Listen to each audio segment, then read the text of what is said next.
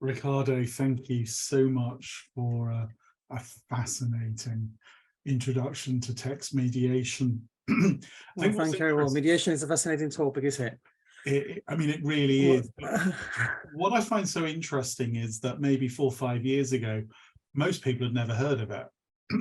And I think what's so lovely about today is that you've given such a clear introduction to one of the many aspects of mediation and how it works in the classroom.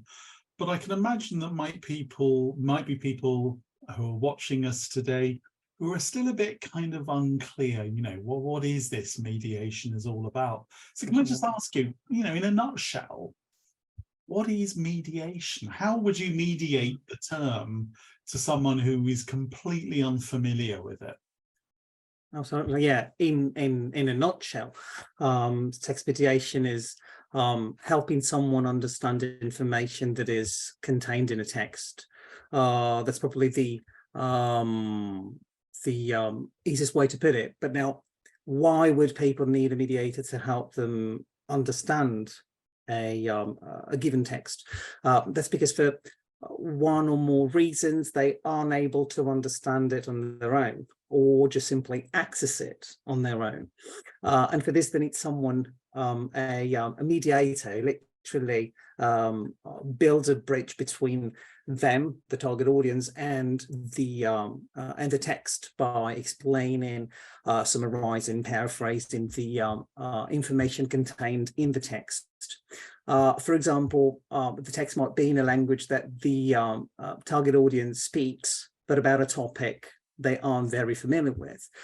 Think about a situation in which, let's say, a patient at a hospital has done some tests and gets a written report from the doctor. The patient might not completely understand some sections in the report because it might be full of specialized language, so it might be full of medical jargon. And so the patient would need the doctor themselves, or if the doctor is not available, maybe a nurse, a family member, or a friend who does understand the specialized language from the report, and who can explain it to them in simpler words, so that the patient can understand and access the information in a text. So or imagine you use the word bridge in there, and it was a term correct, that came up actually in this session as well. And I think the idea of a bridge is a really powerful metaphor correct for mediation. correct. Can you just tell us a bit more about kind of why bridge is such a common term that we come across amongst people who are interested in mediation? It's a very good question. It's a sort of link between the text or someone. It could also be someone talking.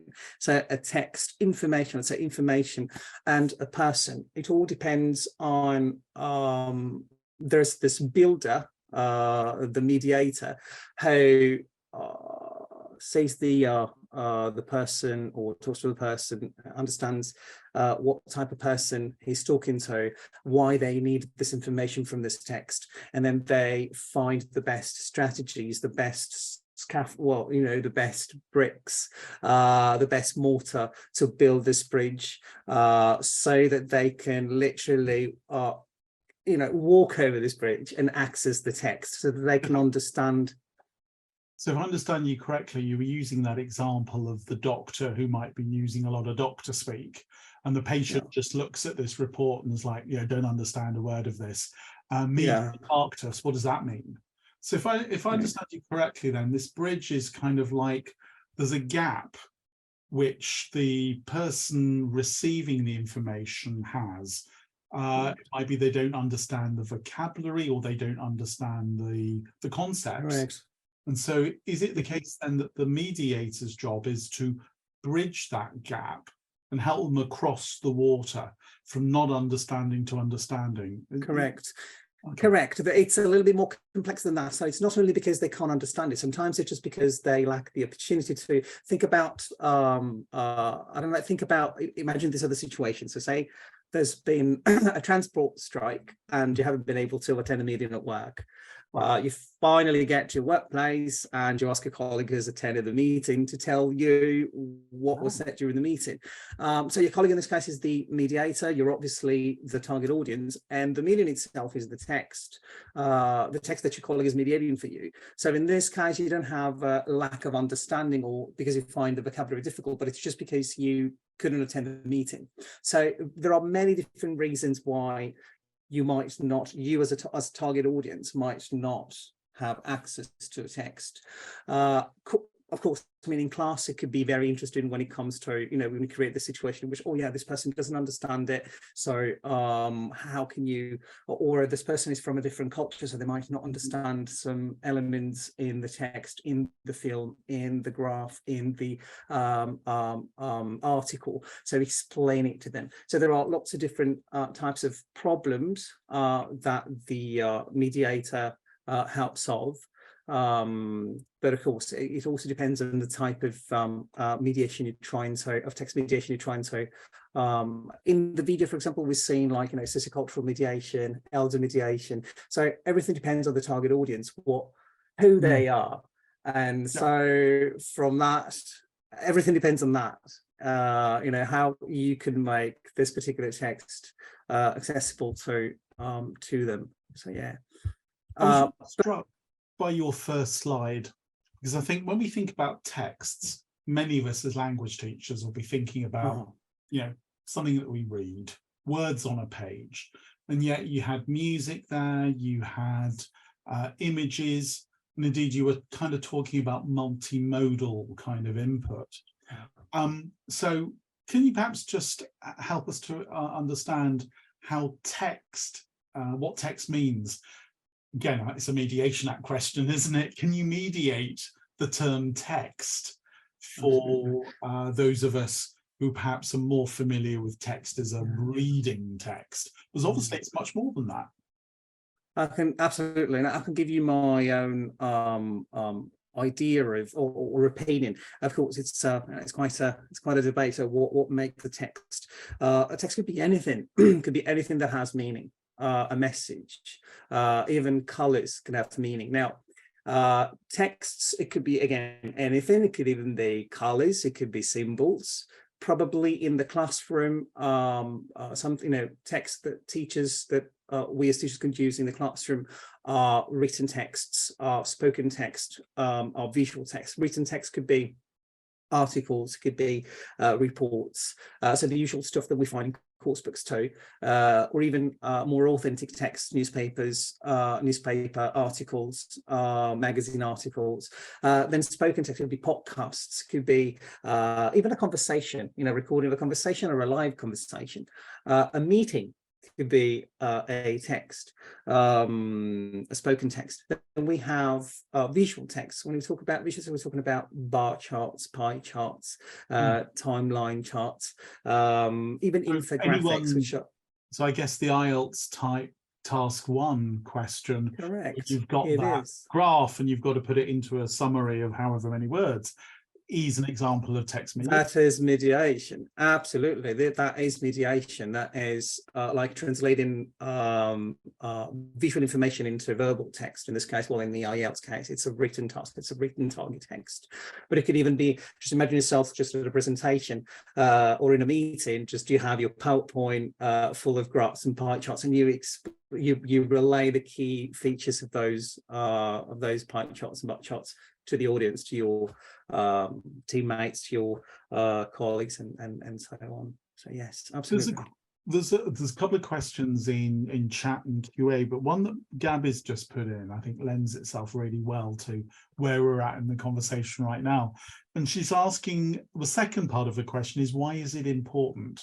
Because it seems to me that mediation is one of these relatively recent ELT buzzwords, but as you've explained it, it's something that we've been doing as long as communication's been taking place, forever. So how did that happen? How have we got this new buzzword for something that actually is as old as language?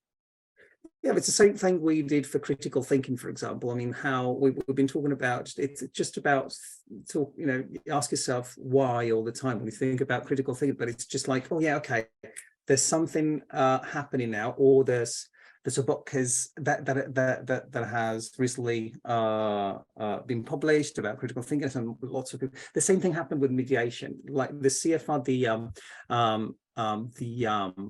the companion volume. Let's say that we're talking about mediation today because we've finally been able to give it a more systematic explanation, which the CFR, or better, the most recent updates to the CFR, the Common European Framework of Reference for Languages. The updates were first published in 2018 and then finalized and republished in 2020. The CFR describes mediation in more detail. So it gives us a list of most common types of mediation activities that we as real people, and so language users and our students as well, normally carry out in our real life, and how we can mediate information more effectively. So the fact that the CFR, the Common European Framework of Reference, has finally systematically described mediation, I think we get the sort of buzz from there. And so, you know, ELT is like language teachers in general, and we, you know, us ELTs now are thinking about it and, oh God, it's in the CFR and it's in the Common European Framework of Reference, so we kind of must talk about it. Right. But it's also very interesting. It's the CFR, just a little bit of background. Can I just, sorry if I interrupt, CFR is a universal term, but it is perhaps better known in Europe, and I'm mindful we might have some people with us today who may be less familiar with the CFR. Try and just kind of explain a little bit about what that is and how it then fits into what the CFR does. Yeah, basically, well, it's very, it could be another webinar, just to put it, put it simply. Yeah, no, because if you think about it, it's like, yeah, what is it really? Let's say that it's a document, it's an official document, where what we've come to call skills, language skills, have been systematically described. There's a description of how communication works in a sort of way. So we have speaking and listening. We don't have the usual listening, reading, speaking and writing skills, but we have reception, production, interaction and mediation. So communication is described according to these 4 different strands. They explain what each is, what people, language users, do in production, in interaction, in reception and mediation, and the Common European Framework basically provides us teachers and, you know, all of us that work with languages. It gives us a description, like descriptors, they call it descriptors, for what students or language users in general need to do at each particular level, or are expected to be able to do at a particular level with respect to, again, production, oral interaction, mediation, reception. So depending on what level you're at, be it production, right, speaking on your own, a monologue, or speaking as part of a group, an informal or formal setting. Yeah, it always depends. Correct. What you can do if you're elementary A1, upper intermediate B2. So it's kind of it's describing what our students should be able to do. But exactly. Yeah, you've hit the target, because you said can do, because they're called can do statements. So what a student, or, you know, a language user should be able to do at that particular level, A1 or A2, in a particular, like, you know, if you think about this in terms of listening, speaking, writing, and etc. So then you could listening at A1, they should be able to do this, this, and this.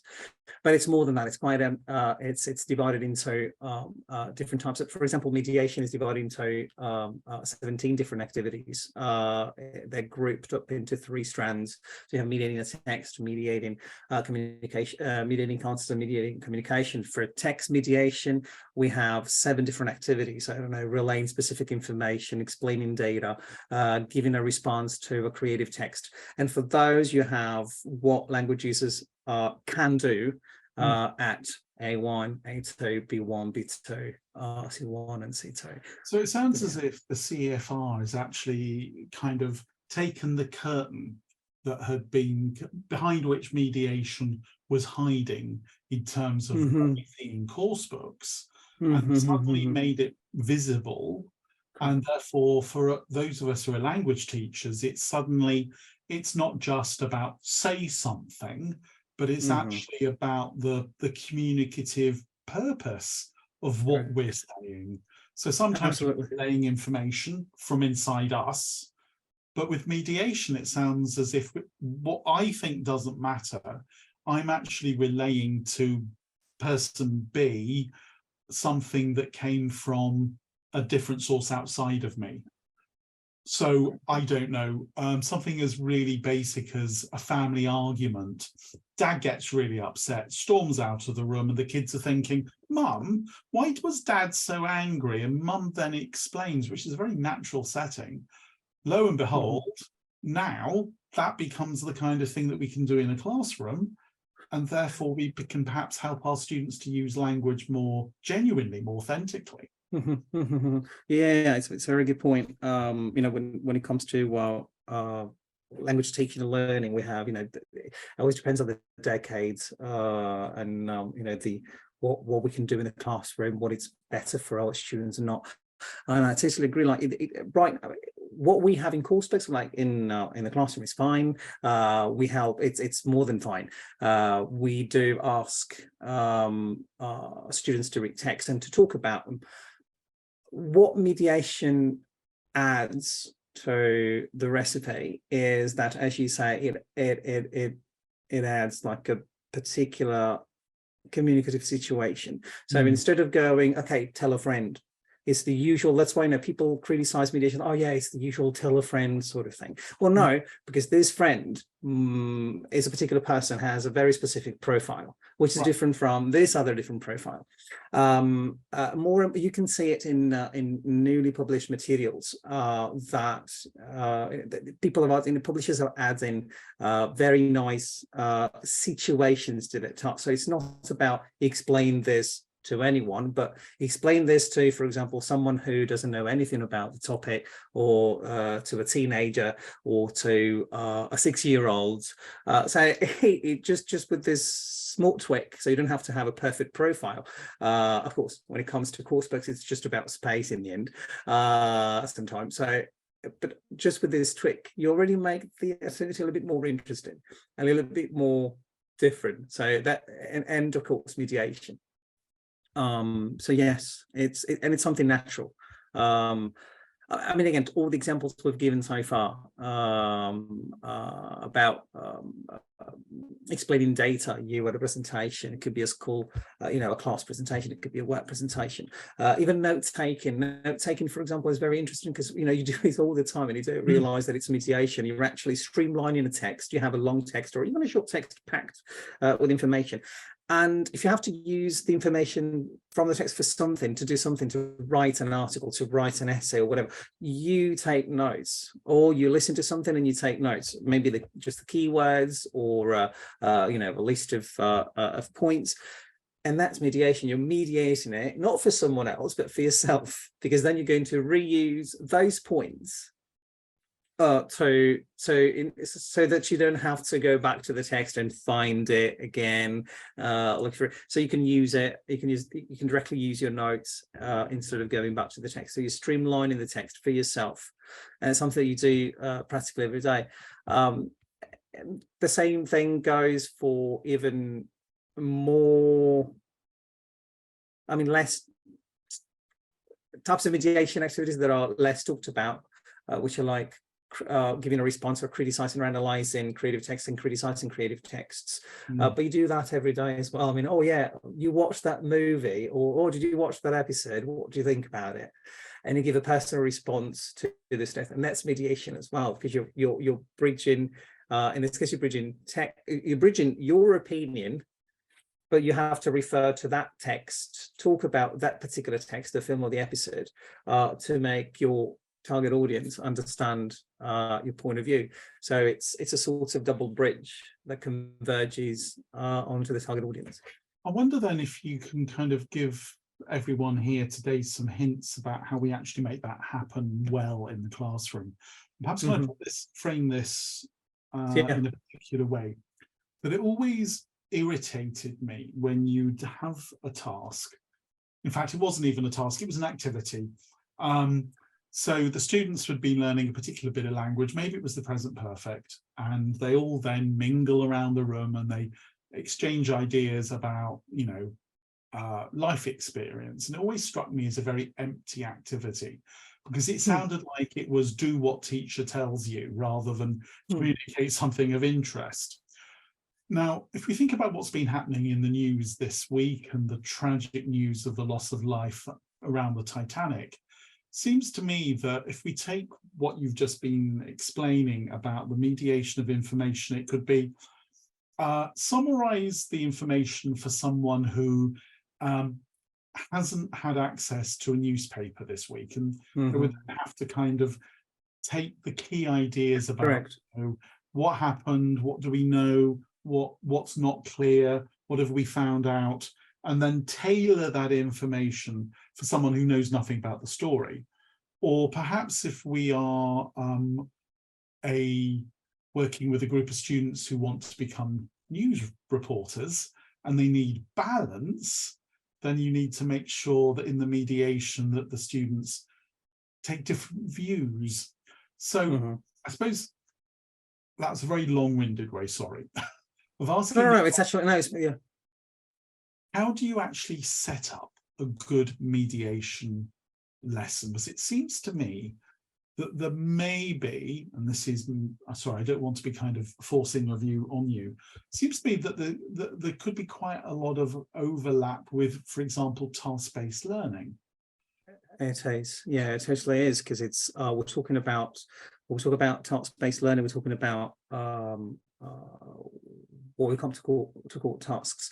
You have a set of activities, a series of activities that, because you've already explained the situation. I mean, while you were explaining the situation, I was already thinking about, okay, so they want to be news reporters, they need to know how to write it or to speak a news story.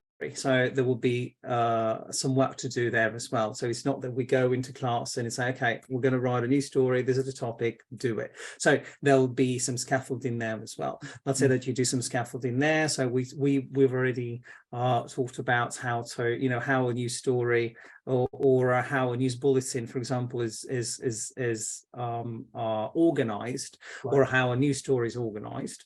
So we've done work on text features. Then for the real mediation task, you would ask students to probably to go online and find information about the topic. Or if you are a good teacher, or a very, very, very, very good teacher, you would find the materials yourself. Probably you would make some copies, you will print all the stuff, you know, or you would also provide them with some videos about, or some podcasts, newscasts, so that the students can gather information about that particular topic.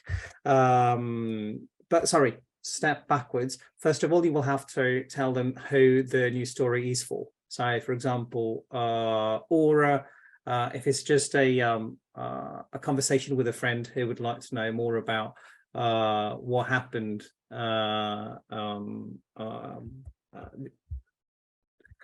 about the Titan and Titanic, you know, about that particular story. Or is it for a radio show, or is it for the newspaper, or is it for the newscast section of the paper, so that they can gather information online, or they could read or watch or hear the materials that she will provide to them. They will probably work in pairs or small groups, so that they can combine their ideas, what they've found.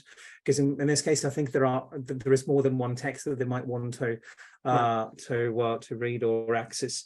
Again, depending on the target audience, I mean, everything depends on the target audience. For example, does the target audience want to know just the basic story, what happened, or do they want to know the story behind it? So why, what's the story behind the Titan itself, the company, et cetera, et cetera. So we're talking about, oil and gas giants there as well, because there are so many things behind it. And then, so it depends. Would our audience be interested in knowing everything, or just a particular type of strand of the story, or the story behind the people who were in the Titan, etc., etc. So, and then you would ask them to relay the information to this particular audience. If it's a newscast, probably you would have them record the newscast on their phones, or on a voice recorder, and the teacher would monitor, of course, and take notes on how the students summarized information, what kind of information they've included in the final let's call it report or news story, how they summarized or paraphrased or explained, or all of which are mediation, or translated. Or translated, because sometimes they could even, they can just find information online, and they could just find information in their own language, and then just use it to and just relate in English, not translating but relying. So in this case, they would just explain the information using another language, in this case the target language, English. Which I think brings us really nicely to that question that was in Q&A, and then was repeated. Yeah, about local languages and how that works. Plus, the wider issue of, I remember, and I guess we were of fairly similar vintages, when I first was trained as a teacher, it was, do not use the L1, do not use the first language. First language is bad. Absolutely banned. And we've come all the way 180 degrees to, well, no, actually, we live in a plurilingual world, and translanguaging tells us that people naturally use whatever language resources available to them. So can you perhaps help us? Two-part question, sorry. So can you tell us a bit about mediation, where there's two languages involved, perhaps particularly in the classroom? And then if we look as a second point at the point that is being made in Q&A about, if the language is local, how will the target understand the language? Which I think helps to sort of, what's the word? Clarify even further. Clarify, absolutely, yeah. So the extent of mediation. Right. Before answering the question, I just would like to make a couple of steps backwards. So mediate, because people think about mediation as translation. That was the what people thought when they hear the word mediation. It's like, oh yeah, conflict resolution, translation, interpreting. There is only one activity among the 17 activities in this document called the Common European Framework of Reference, where translating appears in a sort of way. So when it comes to cross-linguistic mediation, some people call it cross-lingual mediation, it's the same. We're talking about exactly the same thing. We have a text, we have a mediator, we have a target audience. The target audience in this case doesn't understand. If you remember in the video, we talk about that situation in which there's a student who's got this, let's say a 17-year-old student who's got has found this fantastic English summer course to do in Sydney, Australia, and they go, oh mum, look, so they tell them, this is very useful for me. It's also pretty cool. So please send me there. Yeah. And there's like, and the mother's like, okay, I don't speak English. I don't know what this is. So just tell me more about it.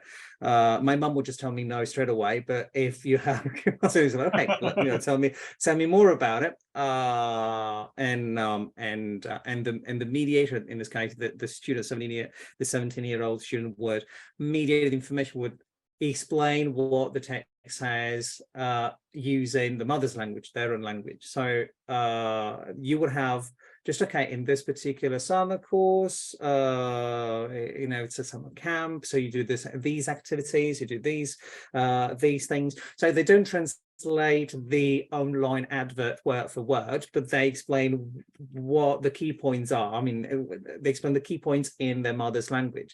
Of course, when we talk about the same thing could be like, imagine you're a tourist in you're visiting a city for the first time, so you're quite unfamiliar with practically everything. You're in the underground, you have a ticket machine that doesn't have the English option, for example, or you have the map with different symbols you're not familiar with, so you're pretty lost. So you need someone that translates in a sort of way that mediates that information for you, so that tells you in your language or in English or in another language that you understand, basically what the text says. And again, the map could be this visual. So then in a classroom in a monolingual classroom where the teacher shares some or all of the students' L1, let's imagine here, you've got that advert from Sydney and it's a group of students who are all Italian, and the teacher is themselves Italian or speaks it enough that she can go around the room and listen to the students talking about rapporto qualità prezzo, la tutela dei ragazzi, and go, oh, okay. So you've chosen to talk about the cost relationship and the quality. You're talking about the safeguarding of the students, and be able to kind of pick up on what the students are doing.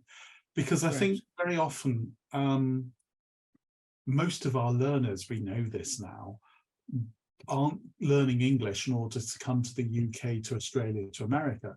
They're using English in order to communicate multilingually with people who also don't speak English as their first language. And, this breaking in and out of different languages, who two languages does it naturally.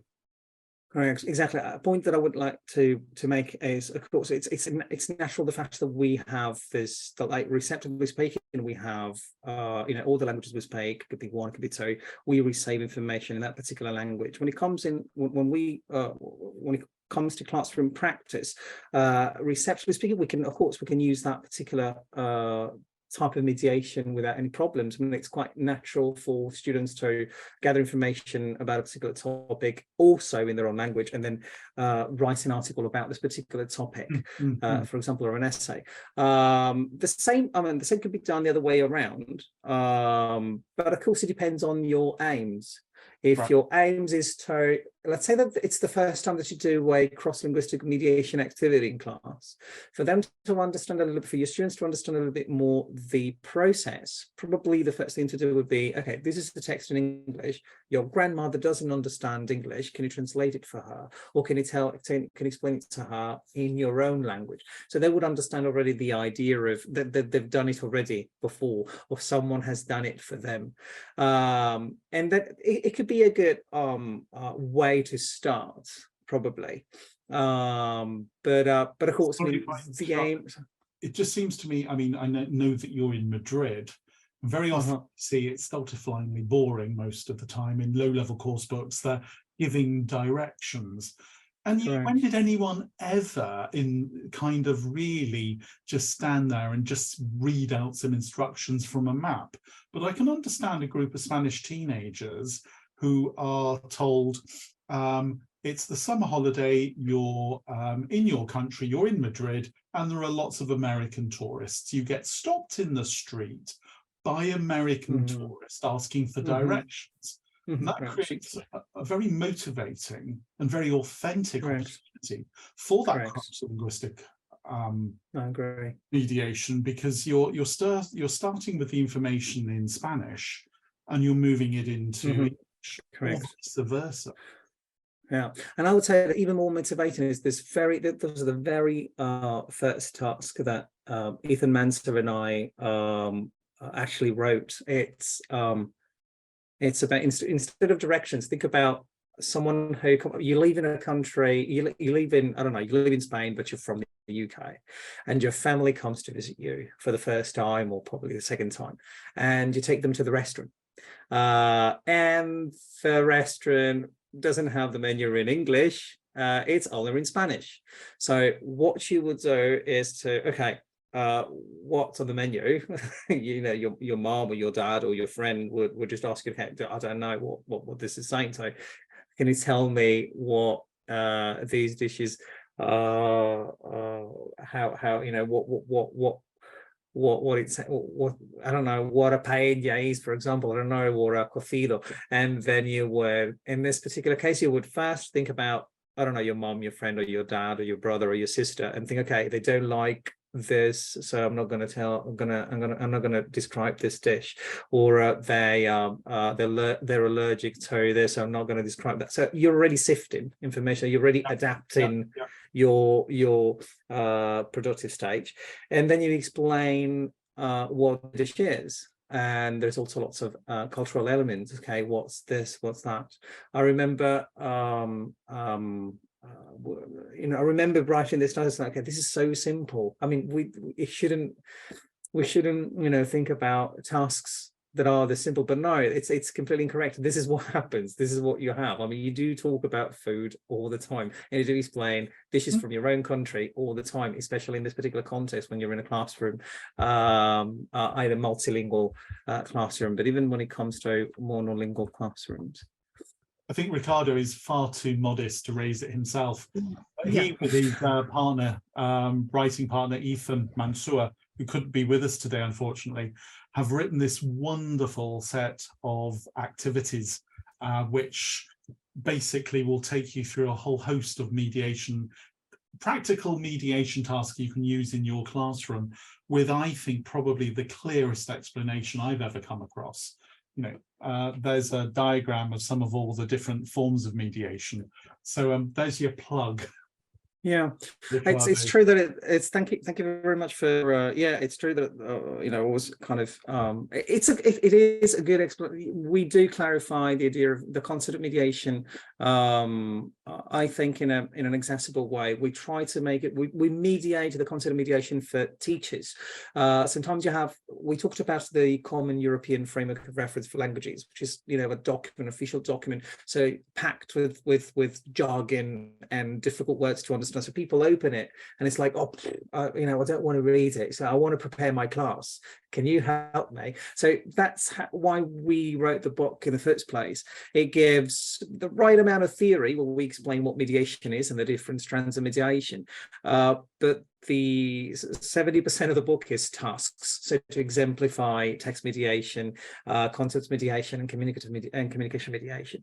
And we also provide a section. It's a step-by-step explanation of how to create your own tasks, either for your own students, well, in this case only for your students. I mean, how you can readapt coursebook materials, but also how to create tasks from scratch.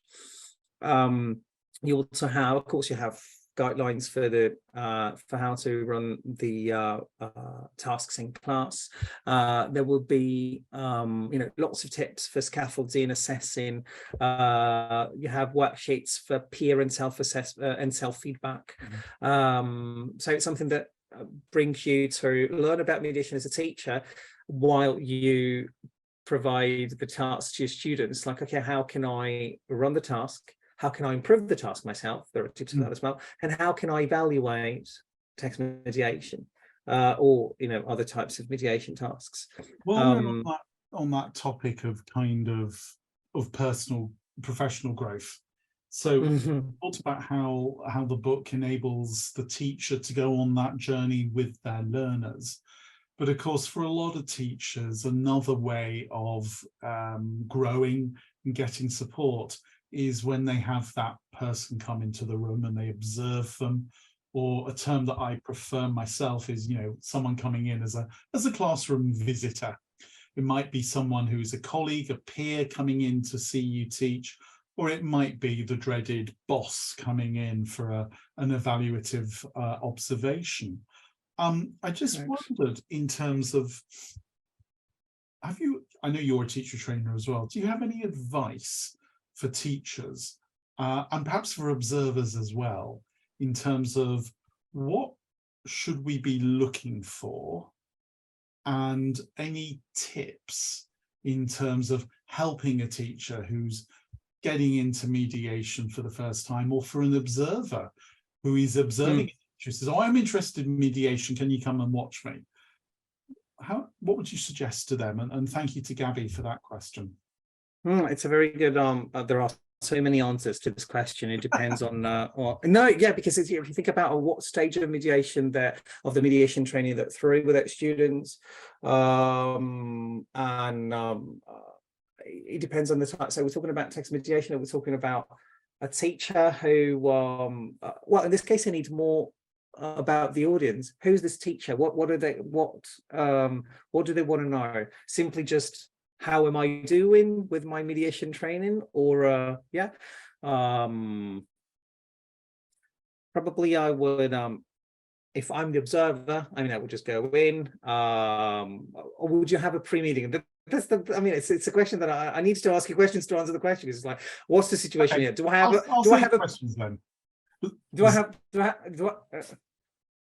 have a pre-meeting with this teacher before the class, before I go in? It's funny you should say that, because out of sheer, and I don't think you have any idea that this is happening, but I'm actually going to be doing a session for gallery teachers next month on observations. Yeah, I've seen that. Yeah, sure, yeah. One of the things I really say is, and I would, for anyone who's watching us here today, to take the heat out of the observation and to make it useful for you as a teacher, because all too often observations are useful for schools, but they're not very useful for teachers. So I always want a pre-meeting. So before you have the person coming in to watch them, be it your colleague, peer observation, a video camera watching yourself, or your boss, absolutely, sit down and actually say, what do I want to get out of this? How am I, and what are my steps? So I would suggest, yes, a pre-meeting is always useful. So let's set up a scenario. You want to teach a mediation activity. You're having a pre-meeting with the person who's coming to visit you. Great. So in this case, first I would actually ask them what type of problem they're having. I really doubt that they would, if you have a mediation task on the page, so let's say our book or any mediation activity, you have the situation, you have this text, you have this particular target audience, relate in the form of an essay or of an article. I don't think any teacher would have problems with that. They would have problems with evaluating it. So in that particular, or how to run it if it's a more complex type of task. So for example, let's actually have two different scenarios. So pre-meeting, the teacher says, I have problems setting up the activity. And the second scenario is, I have problems evaluating and like assessing the activity. So in the first particular scenario, we have the teacher has problems setting up the activity. Let's give an example. I don't know, a very, very simple example. You have how about a situation? Yeah, actually, the situation with the meeting. What about the meeting? You know, you've there's been a transport strike, and you haven't made it to the meeting. Okay, great. So you get to the workplace, and your colleague, and you ask a colleague to tell you what was said during the meeting. Okay? Now,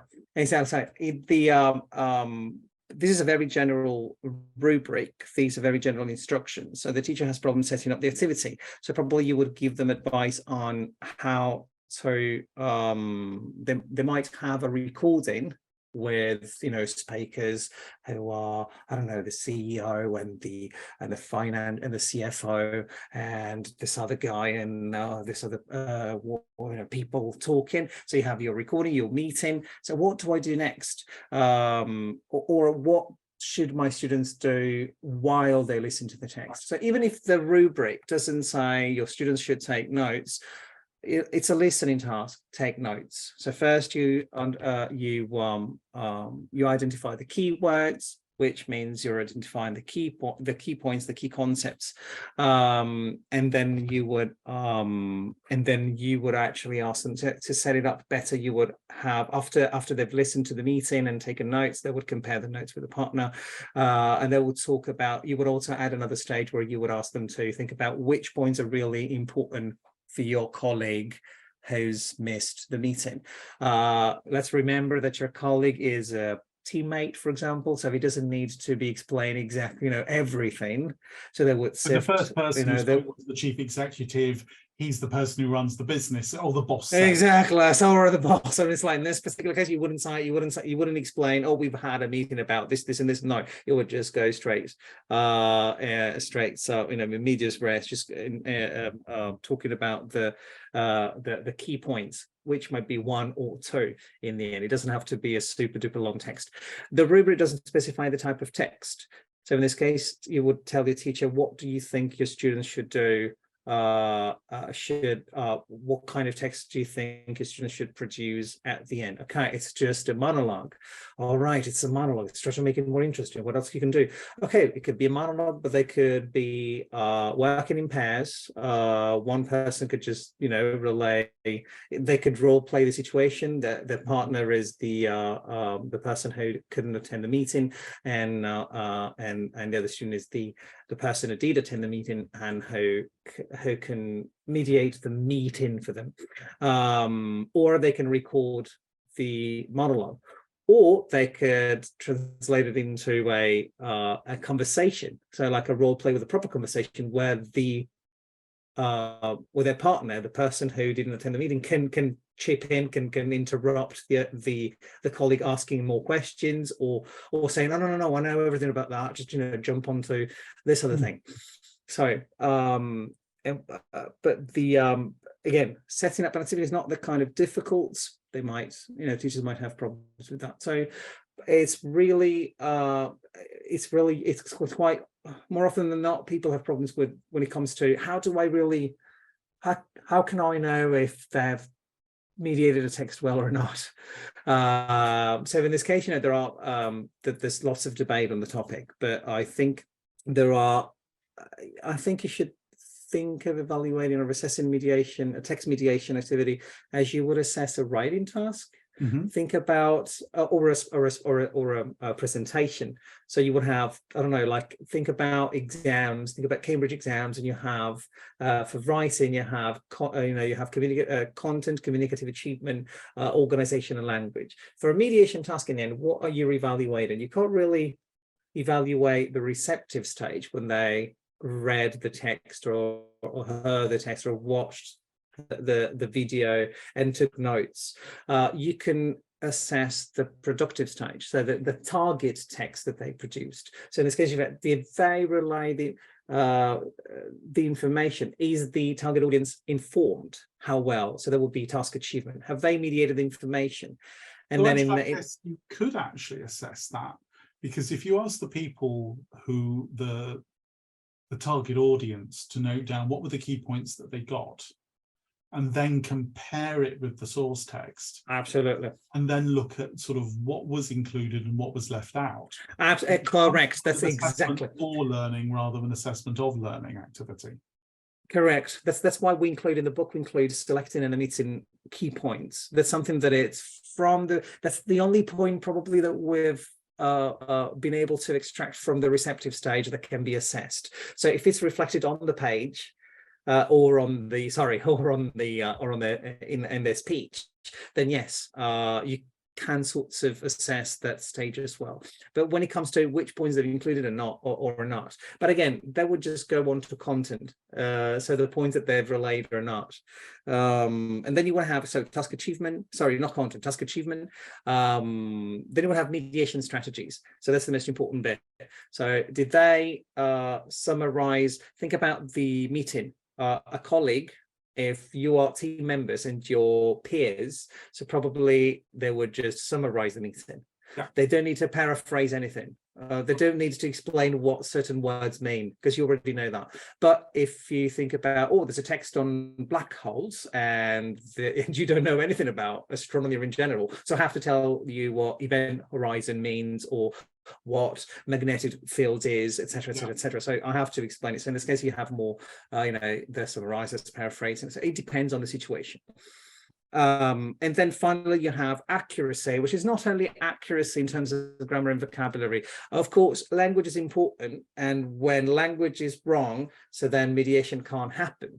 But accuracy is also like the accuracy of the data that you gathered from the text and relayed to your target audience. So if the text says that supermassive black holes can be this big, big number, and then you relay the number in a different number, then in this case it's not accurate, not relaying accurate information. We're talking about accuracy. Correct. All right. So I would say when I go, like in Spain, mediation is very, very, text mediation especially is not a buzzword. It's in the school curriculum. So lots and lots of schools want to know exactly. So when I go around, when I go to the different schools, they always ask about, how do I assess it? So how can I? And there are these 3 points. Task achievement. It's not official, of course, but that's how I would, and how Ethan and I actually put it on the page of the book. So you would just think about, did the mediation line, was there a flow between it? Was there a bridge or not? So task achievement, yes, the target understands now. Mediation strategies, which mediation strategies did they use? If they summarize to the colleague, that's not a good mediation strategies. A good mediation strategy. They don't need to paraphrase and explain to their colleague. Again, just maybe, or same thing. Black holes. They didn't explain what event horizon is. So there's so there's a mediation strategy there that hasn't been used, or has been used wrong, in the wrong way. And you start, ticking and crossing points. And then again, at the end, it's like accuracy of language and accuracy of information. And I think those are the 3.